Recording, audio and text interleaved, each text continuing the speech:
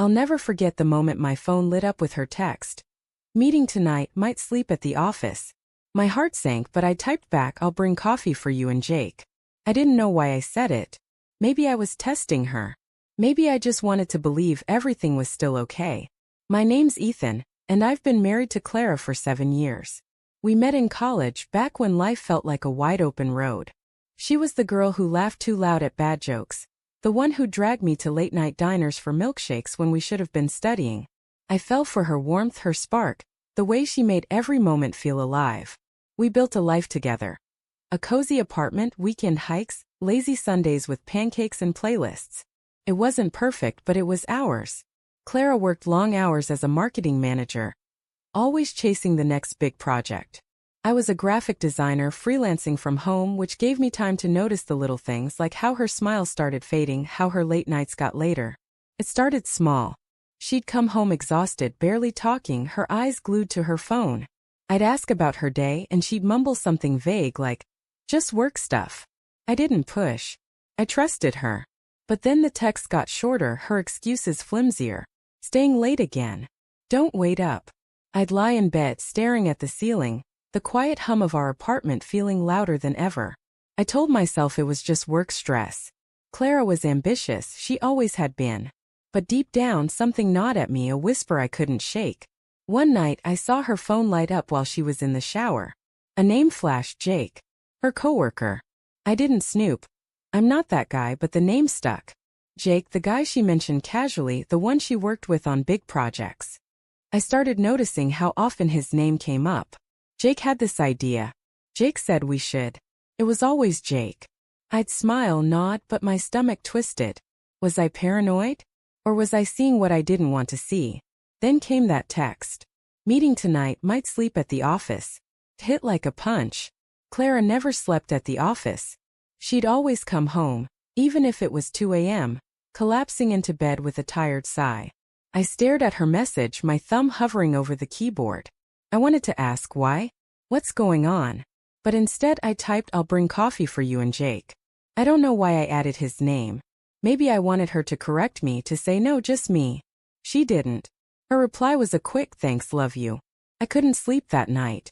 I kept picturing her at the office laughing with Jake, their heads bent over laptops too close. By 6 a.m., I was out the door, 2 coffees in hand, driving to her building.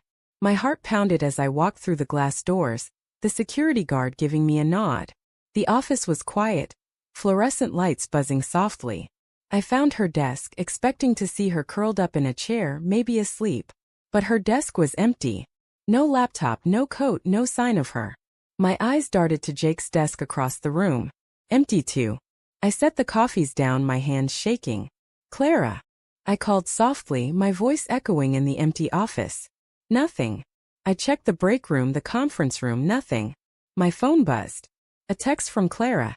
Sorry, meeting ran late. Crashed at Jake's place. Be home soon. The world tilted. Crashed at Jake's place? My wife at another man's house? I stood there, frozen, the coffee growing cold on her desk. My mind raced, excuses, explanations, anything to make this okay. Maybe it was innocent.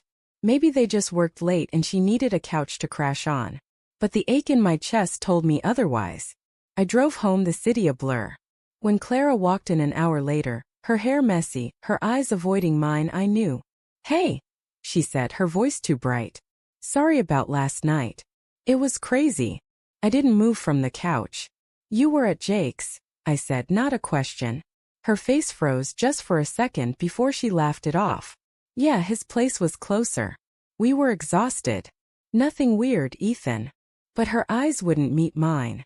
I wanted to scream, to demand answers, but my voice came out quiet. Clara, what's going on? She sighed, sitting across from me, her hands twisting in her lap. Nothing's going on. You're overthinking this. But her voice cracked, and that's when I saw it. The guilt in her eyes, the weight she'd been carrying.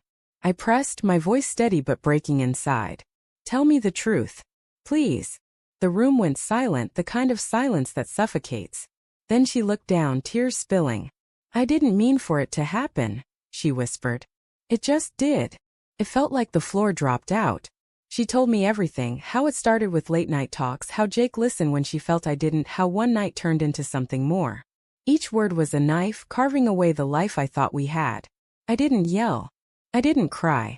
I just sat there, numb as she sobbed, saying she was sorry, that she loved me, that she didn't know how to fix it. I wanted to believe her, but all I could see was her at Jake's, in his arms, while I was home waiting with coffee. The days after were a haze. Clara moved out to her sister's, saying she needed space to figure things out. I didn't fight it. I couldn't look at her without seeing betrayal. I spent nights replaying our life, wondering where I went wrong. Was I too distant? Too trusting? I boxed up her things, each item a memory, her favorite mug, the scarf she wore on our first date. I didn't want revenge. I just wanted to feel whole again. Months passed.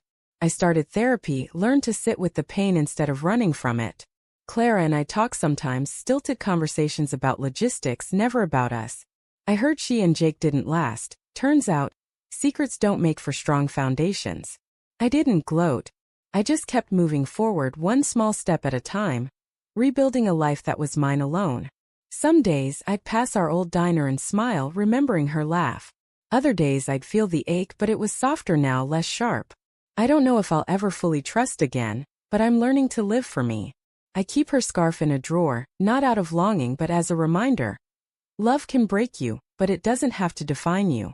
Sometimes I think about that coffee sitting cold on her desk and I realize, I'm worth more than being someone's afterthought.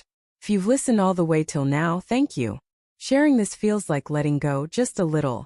Your support means more than you know. And I'm grateful you're here with me through these stories.